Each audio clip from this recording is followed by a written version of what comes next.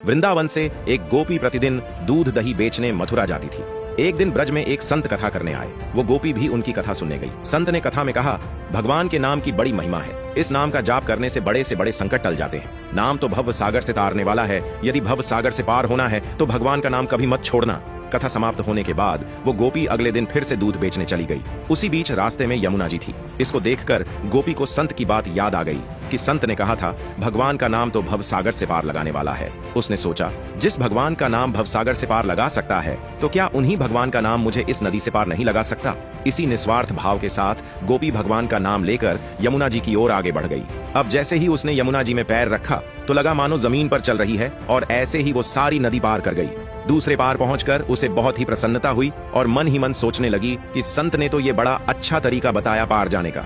अब रोज रोज नाविक को भी पैसे नहीं देने पड़ेंगे।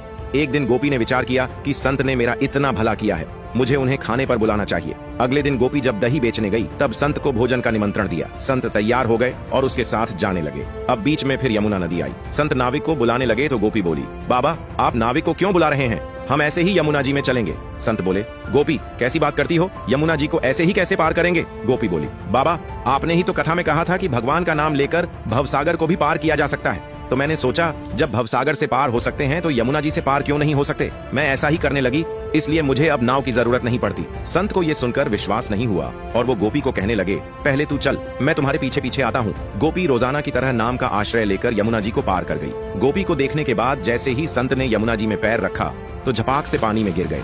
ये देखकर संत बहुत हैरान हो गए। अब गोपी ने जब देखा कि संत तो पानी में गिर गए हैं, तब गोपी वापस आई और संत का हाथ पकड़कर जब चली तो संत भी गोपी की भांति ही ऐसे चले जैसे जमीन पर चल रहे हों। ये चमत्कार देखने के बाद संत उस गोपी के चरणों में गिर गए और कहने लगे कि गोपी तू धन्य है। वास्तव में तो सही अर्थों में नाम का आश्रय तो तुमने लिया है, और मैं जिसने नाम की महिमा बताई तो सही, पर स्वयं नाम का आश्रय नहीं लिया।